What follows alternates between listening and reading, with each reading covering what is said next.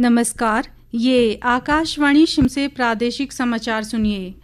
केंद्र सरकार पंजाब और हिमाचल प्रदेश के बाढ़ प्रभावित क्षेत्रों में बचाव कार्यों के लिए हजारों प्रशिक्षित मेरा युवा भारत आपदा मित्र तैनात करेगी।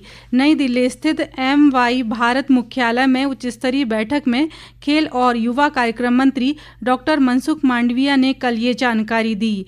MY भारत राष्ट्रव्यापी प्लेटफॉर्म है जिसे स्वयं सेवा और अनुभव संबंधी शिक्षा के माध्यम से युवाओं को जोड़ने और उन्हें सशक्त बनाने के लिए बनाया गया है।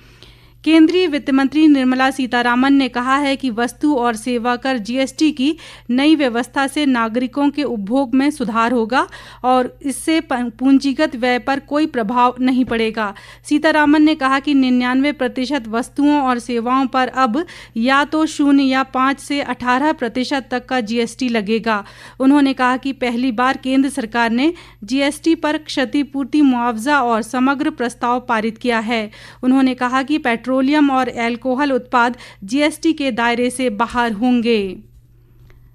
प्रदेश के अधिकांश भागों में बादलों के बीच बारिश का क्रम रुक रुक कर जारी है। हालांकि आगामी 24 घंटों के दौरान मानसून की रफ्तार में कुछ कमी आई है, जिससे प्रदेश में राहत कार्यों में तेजी आने की संभावना है। बारिश के कारण प्रदेश में जनजीवन बुरी तरह अस्त व्यस्त है, जिसे पटरी पर लाने का युद्ध स्तर पर प्रयास किया जा रहा है। मौजूदा मानसून सीजन में राज्य में सार्वजनिक संपत्ति को हुए नुकसान का प्रारंभिक आकलन लगभग 3,800 करोड़ रुपए लगाया गया है। राज्य आपदा प्रबंधन प्राधिकरण के अनुसार वर्तमान सीजन में बारिश से जुड़ी घटनाओं में अब तक 360 लोगों की जान जा चुकी है और 47 लोग अब भी लापता हैं। वहीं मौसम विभाग ने आज से प्रदेश में मानसून के कमजोर पड़ने की संभावना जताई है। इस बीच चंबा में मणिमहेश यात्रियों को रेस्क्यू करने का अभियान जारी है। पिछले कल शाम तक जहां भारतीय वायुसेना के चिनूक हेलीकॉप्टर के जरिए 524 श्रद्धालुओं को रेस्क्यू किया गया, वहीं भरमौर में बचे अन्य श्रद्धालुओं को चंबा पहुंचाने के लिए आज 2 हेलीकॉप्टर लगाए गए हैं। इस बीच भरमौर से रेस्क्यू किए गए श्रद्धालु ने खुशी जताई और प्रशासन व केंद्र सरकार का धन्यवाद किया है।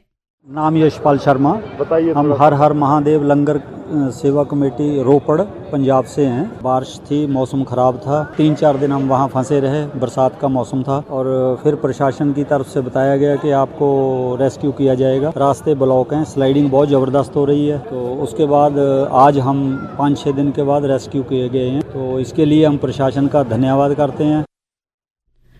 नेता प्रतिपक्ष जयराम ठाकुर ने कल कुल्लू के अखाड़ा बाजार में आपदा स्थल का दौरा कर प्रभावित परिवारों से मुलाकात की। इस अवसर पर उन्होंने कहा कि धीरे धीरे पूरे प्रदेश में जानमाल के नुकसान का दायरा बढ़ता जा रहा है। उन्होंने कहा कि चंबा और मंडी में भी त्रासदी से भारी नुकसान हुआ है। इसके बाद जयराम ठाकुर ने आपदा प्रभावित ओल्ड मनाली का भी दौरा किया और प्रभावित परिवारों से मुलाकात की। पत्रकारों से बातचीत में उन्होंने कहा कि वर्ष 2023 के मुकाबले संपत्ति का इस बार प्रदेश में ज्यादा नुकसान हुआ है। नुकसान को अगर हम आकलन करें तो मैं समझता हूं कि 2023 का जो नुकसान हुआ था, ये नुकसान उससे कम नहीं, उससे भी ज्यादा। आने जाने के हमारे सारे रास्ते जो है नेशनल हाईवे पूरी तरह से डैमेज हुए पड़े हैं, जिसको रिस्टोर करने के लिए वक्त लगेगा। अभी तक हम देख रहे हैं कि 2023 के जो नुकसान हुए हैं उसकी भरपाई नहीं कर पाए। पहली अगर प्राथमिकता है, हिमाचल की संपत्ति अगर किसी आपदा के कारण क्षतिग्रस्त हुई है, डैमेज हुई है, पहली प्राथमिकता स्टेट गवर्नमेंट की रिस्पॉन्सिबिलिटी है उनको रिस्टोर करना। नेशनल हाईवे डैमेज होते हैं तो नेशनल हाईवे को रिस्टोर करना ठीक तरह से ये केंद्र सरकार का भी दायित्व है। केंद्र सरकार लगातार पैसा दे रही है। इसी के साथ प्रादेशिक समाचार का ये बुलेटिन समाप्त हुआ। हमारा अगला बुलेटिन आप सुन सकते हैं दोपहर 3 बजे। नमस्कार।